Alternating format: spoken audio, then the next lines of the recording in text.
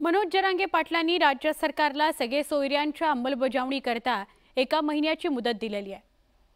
जरांगे पाटलांनी 6व्या दिवशी त्यांचं उपोषण मागे घेतलंय, पण मागण्या मान्य झाल्या नाहीत तर आगामी विधानसभा निवडणुकीत उमेदवार पाडण्याचा इशारा त्यांनी दिलाय।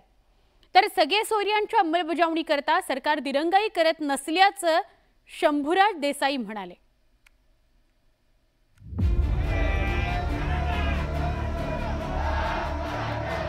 मराठा आरक्षणाकरता आक्रमक भूमिका घेतलेल्या मनोज जरांगे पाटलांनी 6व्या दिवशी सरकारला दिलासा दिला।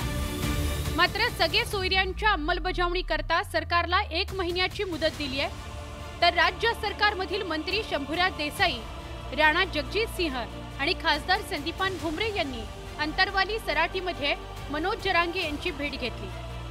मराठा आरक्षणाबाबत सरकार कशा पद्धतीने काम करतंय याबाबतची माहिती त्यांनी दिली।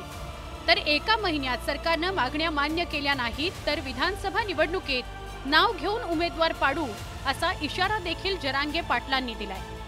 सगळं व्यवस्थित टाकून घ्या तुमचं, आमचं आंदोलन एका कोपऱ्यात जाईल, चाललं नाही चाललं त्याची बी काय अडचण नाही। आता आंदोलन चालून तरी काय करायचं, शंभूराज देसाई साहेब ते आपल्याला आरक्षण देते, संपला आंदोलनाचा विषय। नाही दिलं तर आपण सत्तेत जाऊन आपण घेऊ। सगळे सोयऱ्यांच्या अंमलबजावणी करता सरकार दिरंगाई करताय असा गैरसमज मनोज जरांगेंनी करून घेऊ नये, त्यांनी हा विचार डोक्यातून काढून टाकावा असं शंभूराज देसाई म्हणाले। मराठा आरक्षणाचा प्रश्न कायद्याच्या चौकटीत राहून सोडवू, यावर येणाऱ्या हरकती या मंत्रिमंडळाच्या बैठकीसमोर ठेवल्या जातील असं शंभूराज देसाई म्हणाले।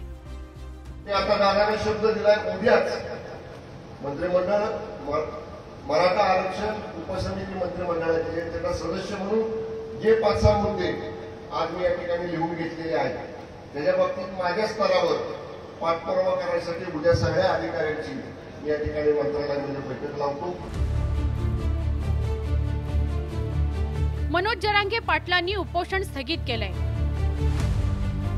दुसरीकडे लक्ष्मण हाकेंनी अंतरवाली सराटीच्या वेशीवर आंदोलन सुरू केलंय।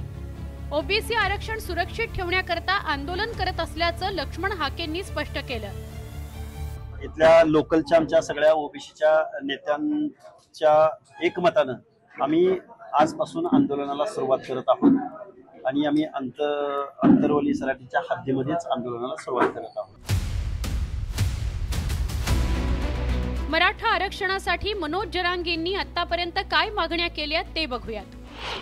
निजामाच्या नोंदीनुसार मराठवाड्यात कुणबी प्रमाणपत्र द्यावं, मराठवाड्यातील मराठ्यांना सरसकट कुणबी प्रमाणपत्र द्यावं, निजामाच्या नोंदी तपासून मराठा आणि कुणबी एक आहेत हे सिद्ध करावं, राज्यातील सगळ्या मराठ्यांना कुणबी प्रमाणपत्र द्यावं, ओबीसी मधून मराठ्यांना आरक्षण द्यावं, वेगळा प्रवर्ग करून मराठा आरक्षण द्यावं, अशा मागण्या जरांगे पाटलांनी आतापर्यंत केल्या आहेत।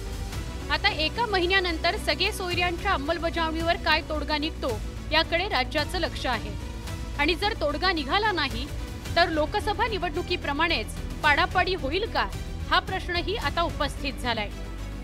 Bureau report, news 18 Lokmat.